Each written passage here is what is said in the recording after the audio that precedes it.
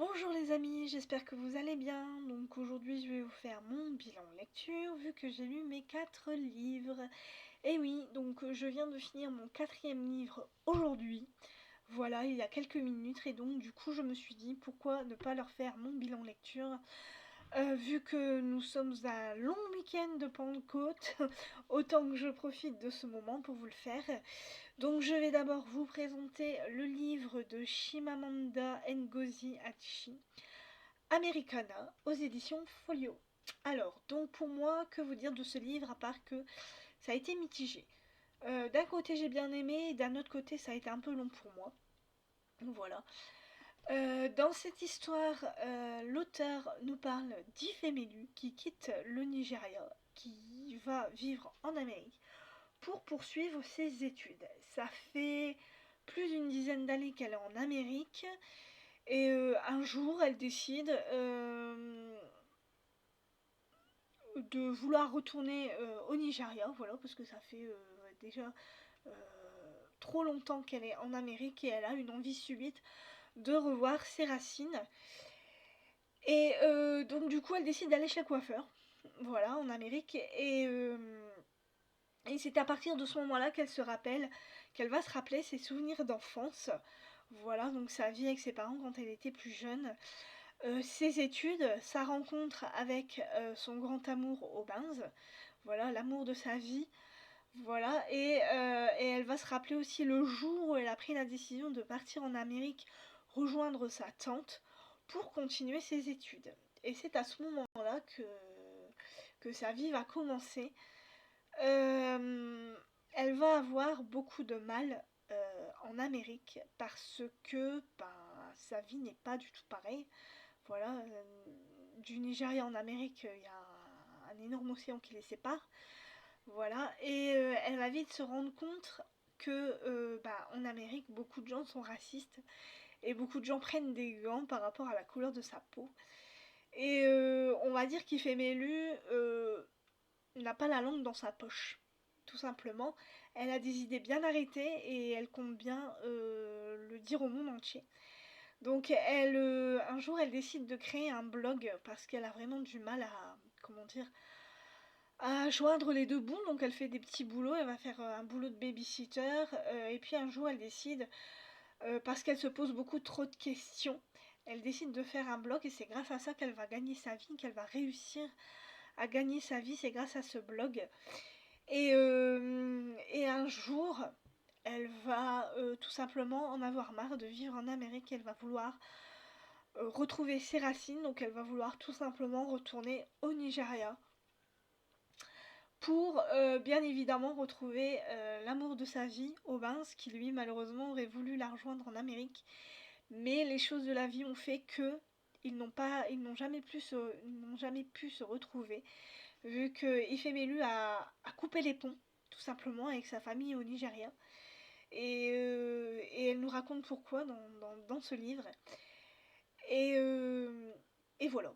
Voilà, voilà. Donc pour moi, ça a été une... Alors j'ai eu du mal au départ. J'ai vraiment eu du mal, j'ai cru que j'allais décrocher et que j'allais laisser tomber, mais je me suis dit non, accroche-toi, tu voulais lire ce livre, tu voulais l'acheter, tu étais impatiente de lire, donc tu vas t'accrocher et ça va aller. Et au bout d'un moment, j'ai réussi à vraiment être dans l'histoire avec Ifemelu, mais comment vous dire que Ifemelu, moi dans cette histoire, elle m'a quand même bien énervée. Voilà, parce que Ifemelu est une fille, enfin pour moi, c'est mon ressenti à moi, qui ne sait pas ce qu'elle veut, tout simplement. Voilà. Qui ne sait pas ce qu'elle veut au niveau de sa vie amoureuse, qui ne sait pas ce qu'elle... Enfin, je sais pas, elle a des... Elle veut que tout le monde soit d'accord avec elle, mais tout le monde ne peut pas être d'accord avec ses idées. Et, et dès que ça va pas comme elle veut, et ben elle quitte. Tout simplement, elle quitte la personne.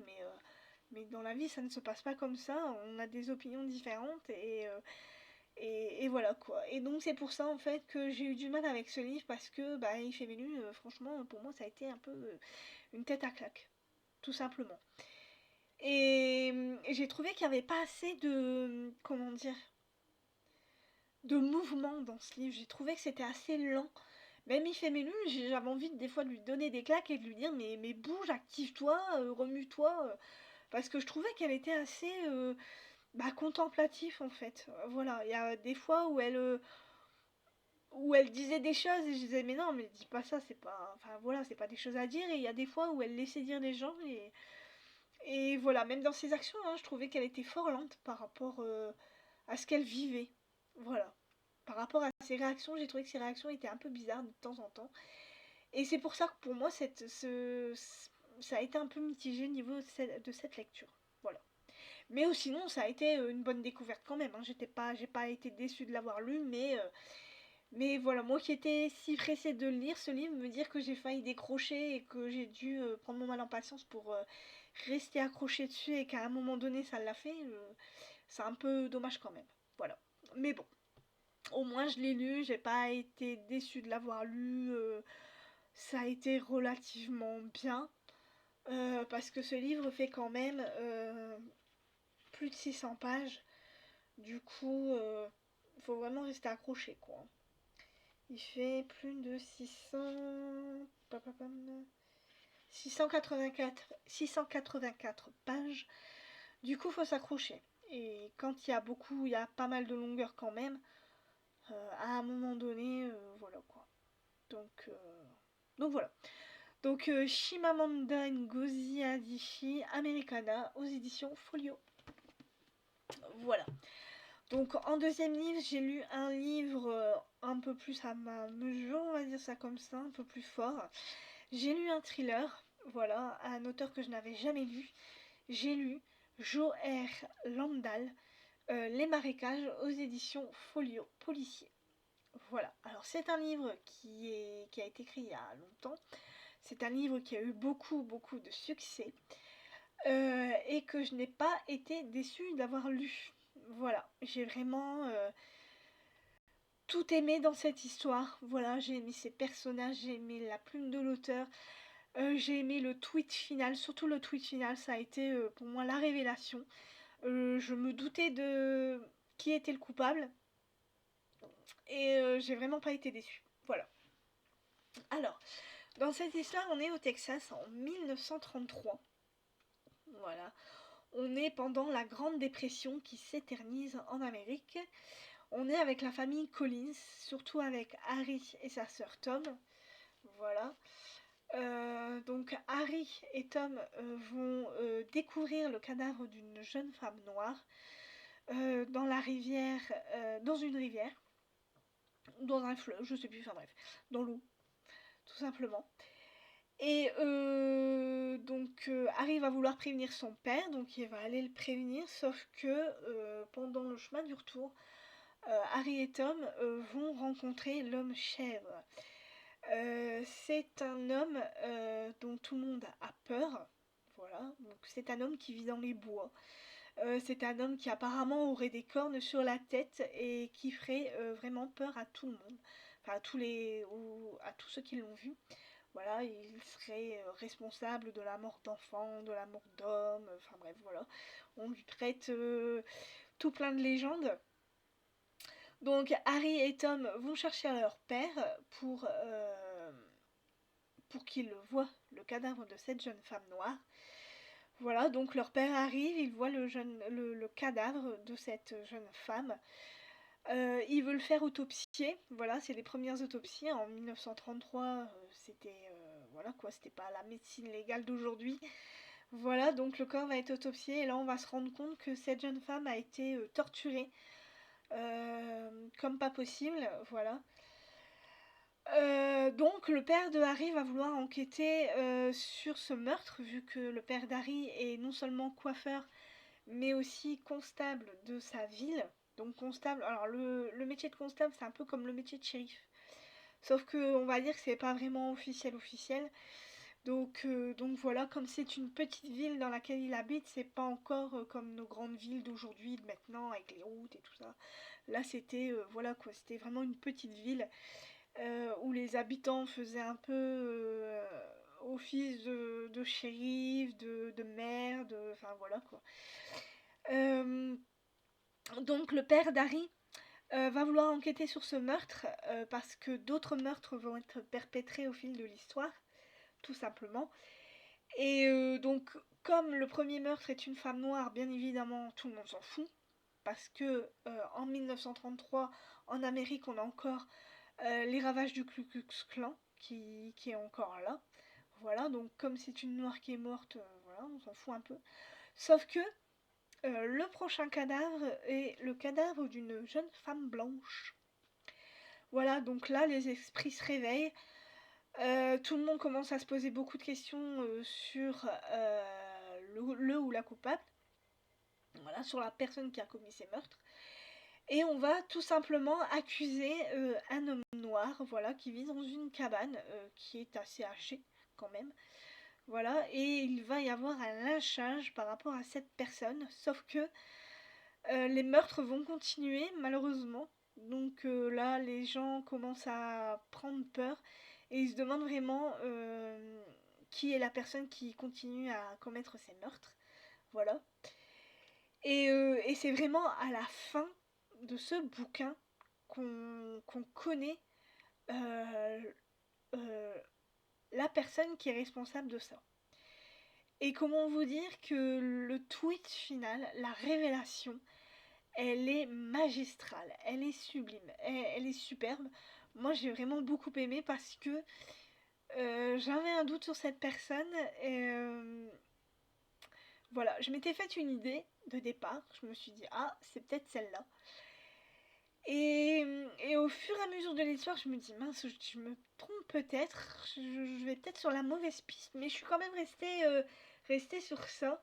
Et c'est en fait Harry qui m'a fait douter. Voilà, parce qu'à la fin, lui-même découvre qui est la personne qui a commis ces meurtres. Et, et à un moment donné, lui-même aussi a un doute par rapport au visage qu'il voit. Et c'est à un moment donné, quand il voit vraiment la personne qui a commis ces meurtres, qui est encore en train d'essayer d'en commettre un, là je me suis dit c'est bon, j'ai bon. Et quand il a dit le prénom de cette personne, je dis waouh, je dis merci parce que vraiment, j'étais contente de savoir que j'avais vraiment trouvé le vrai coupable, le ou la vraie coupable, enfin la personne qui a commis ces meurtres. Et, euh, et voilà, et ça a été une très très belle histoire. J'ai bien aimé voir cette histoire dans les yeux d'un enfant, enfin d'un enfant entre guillemets, un pré-ado. Voilà, vu que Harry a 13 ans, voilà, donc il devient un homme. Et, euh, et voilà, et j'ai bien aimé même tous les personnages, hein, que ce soit Harry, son père, qui essaye tant bien qu'à mal de trouver le coupable et qui n'y arrive pas, qui se sent démuni, qui à un moment donné bah, baisse les bras, qui chavire et qui déçoit un peu sa famille. J'ai aimé le rôle de la grand-mère qui arrive, mais alors elle est morte de rire. La grand-mère m'a fait mourir de rire parce qu'elle a un sacré caractère. Et voilà, et toute cette histoire, elle a été superbe. Voilà, j'ai bien aimé la plume, j'ai tout aimé dans cette histoire. Donc voilà. Donc si vous ne connaissez pas l'auteur, allez-y parce que moi je me suis régalée. Tout simplement. Donc Joe R. Landal, Les Marécages aux éditions Folio Policier. Alors, en deuxième livre, je me suis lu un livre un peu plus soft, un peu plus calme. J'ai lu le livre de Arthur Conan Doyle, Sherlock Holmes, Le signe des quatre. Donc là, on va retrouver... alors, comment expliquer cette histoire? C'est un peu compliqué pour moi. Donc là, on est avec Sherlock Holmes et Watson qui vont aider une jeune femme qui a un souci. Voilà. Elle vient de recevoir une lettre qui lui donne un certain rendez-vous. Voilà. Euh, et elle voudrait être accompagnée de deux jeunes gens qui ne font pas partie de la police.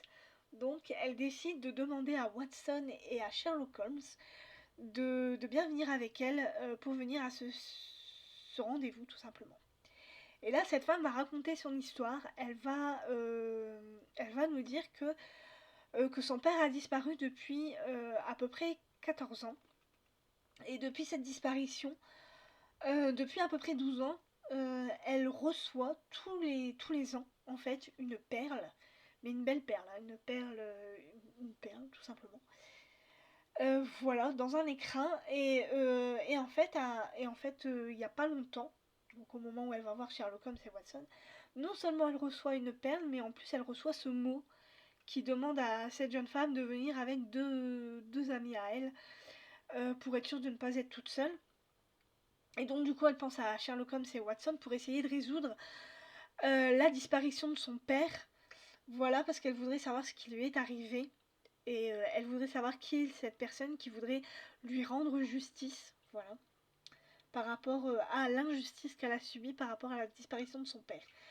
Et là, on va être dans une histoire un peu genre chasse au trésor. Ça m'a fait un peu penser à Arsène Lupin en fait.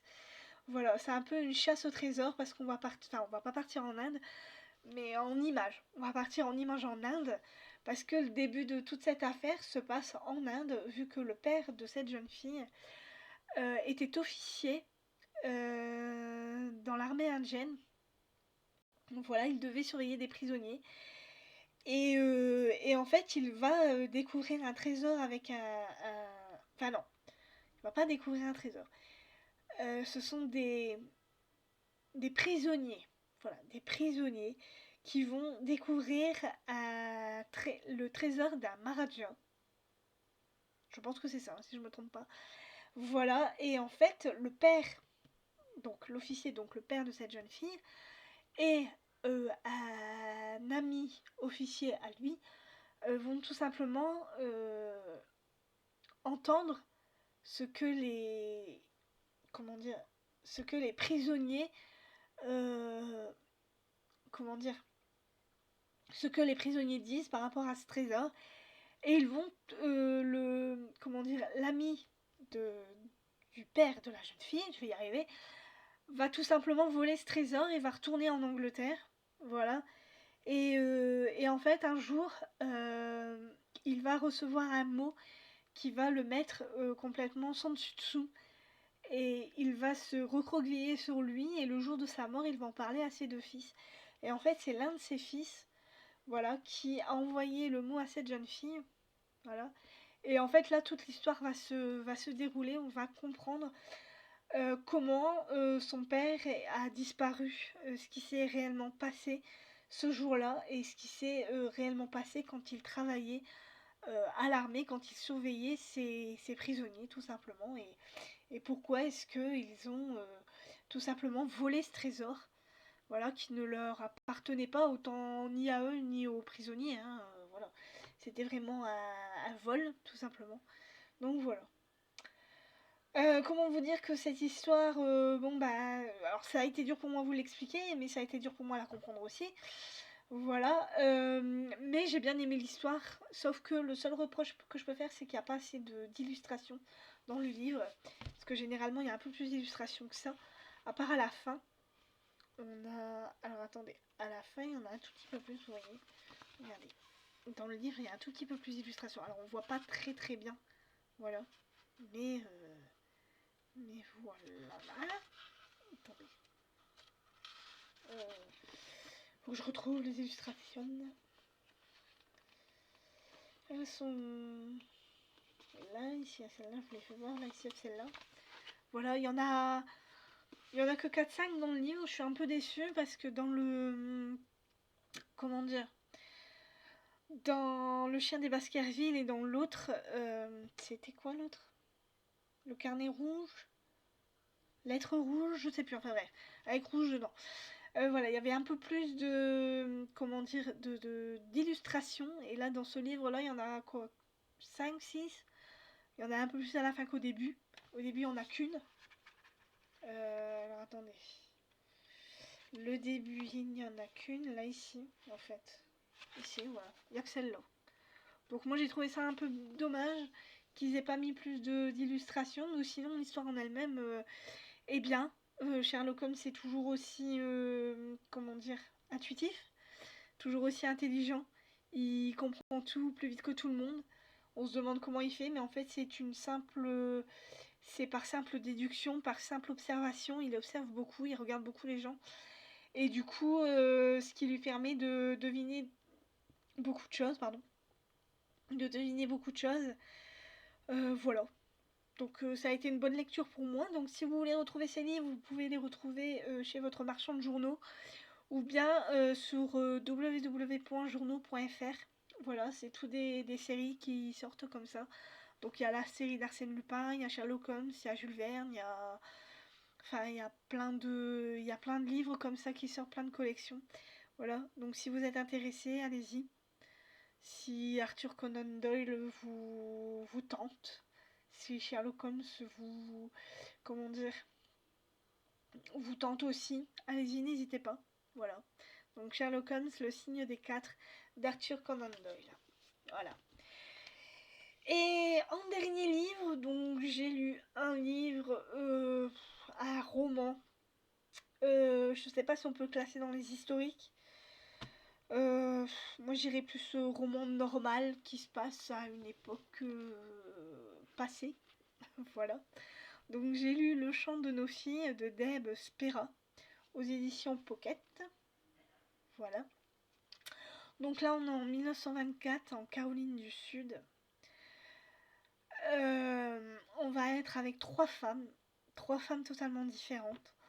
On va être avec Gertrude, qui est une femme blanche, qui a une, deux, trois, quatre, cinq enfants, je crois, cinq filles, cinq, six filles, voilà, mais qui n'a pas une vie heureuse vu qu'elle se fait battre par son mari. Voilà, son mari boit, son mari est violent, donc elle se fait battre par son mari. Ses enfants aussi se font battre par cet homme. Donc du coup, du jour au lendemain, elle en a marre et elle va passer à l'acte, tout simplement. On va être aussi avec Rita qui est une femme noire, qui est une ancienne esclave, mais qui continue à servir ses maîtres, si on peut dire ça comme ça, parce qu'elle continue à être femme à tout faire. Voilà, elle continue à cuisiner pour ses riches propriétaires. Voilà. On va être aussi avec Annie Cole, qui est justement la patronne de Rita. Voilà. Qui est la femme blanche, riche, propriétaire, qui a une plantation de coton, qui a malheureusement, comment dire, n'a pas donné ses fruits, vu qu'en fait il y a eu une énorme invasion de charançons qui a tout détruit sur son passage. Du coup, son mari décide de se lancer dans le tabac, sans trop de succès non plus, mais pour d'autres raisons. Et cette femme va découvrir un secret énorme qui va, comment dire, détruire, qui va détruire sa vie, on va dire ça comme ça. Parce que cette femme a fermé les yeux sur beaucoup de choses et le jour où elle va les ouvrir, ça va faire très très mal. Et voilà, et ces trois femmes ont, comment dire, ont trois destins différents, mais ces trois femmes vont se rencontrer. Elles vont, si on peut dire ça, cohabiter ensemble et elles vont s'encourager, elles vont apprendre à se connaître. Et la vie fait que elles vont se battre ensemble. Voilà, tout simplement.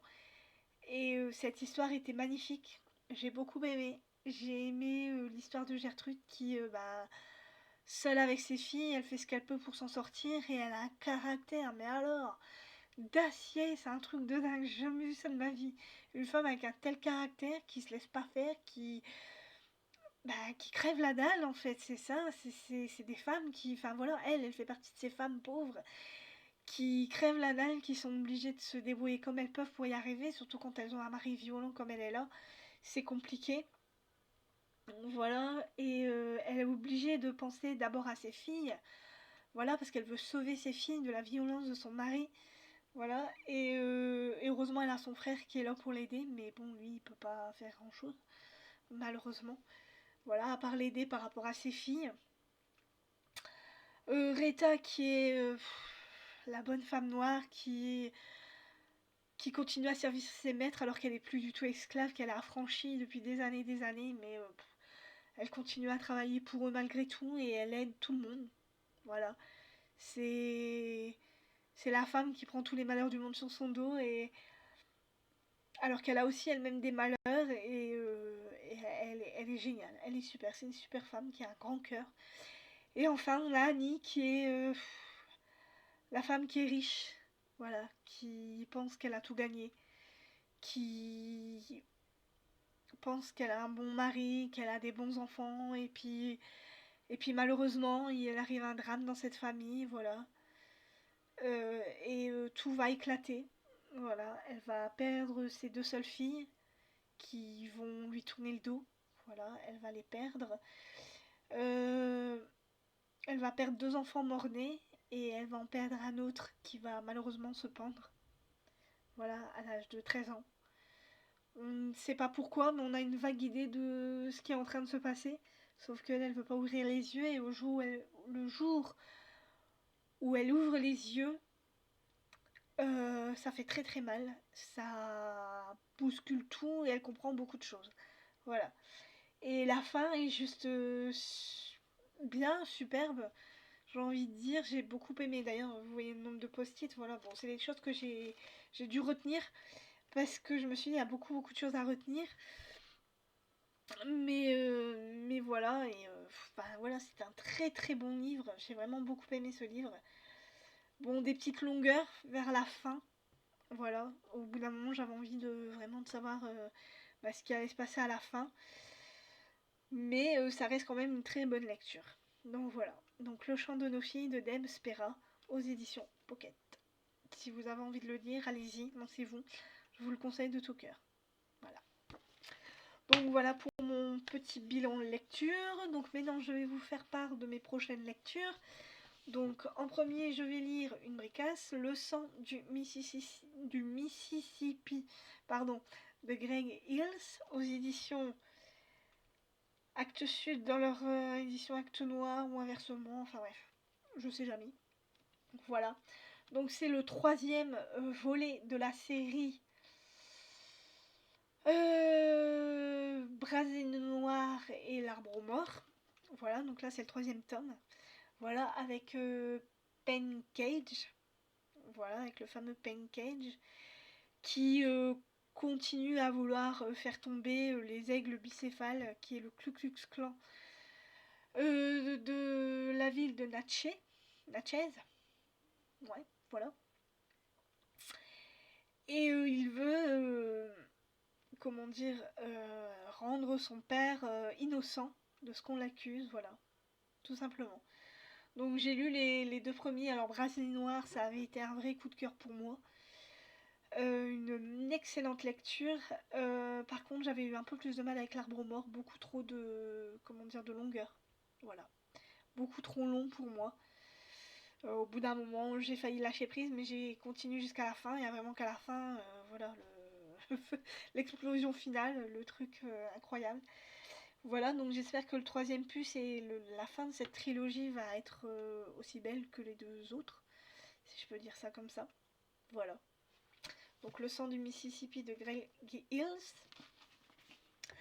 Après, j'ai l'intention de lire un Arsène Lupin.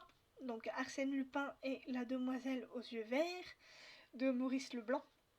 Alors là, je ne sais pas du tout de quoi on va parler. Alors,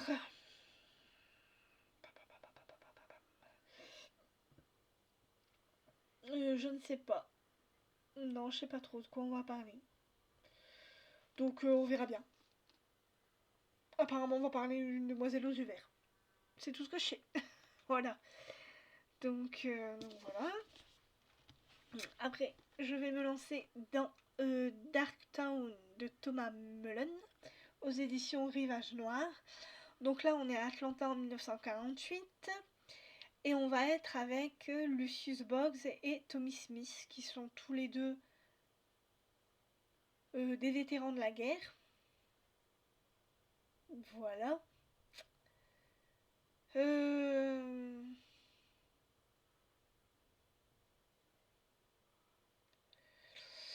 Et donc, ces deux jeunes hommes vont vouloir enquêter sur le cadavre d'une jeune femme noire qui a été retrouvée dans un dépotoir. Voilà, mais c'est une affaire officieuse, une enquête officieuse.